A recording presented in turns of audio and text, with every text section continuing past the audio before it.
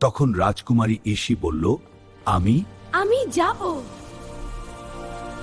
রাজা ও রানী খুব চিন্তিত হয়ে পড়লেন। কোনো উপায় দেখছি না।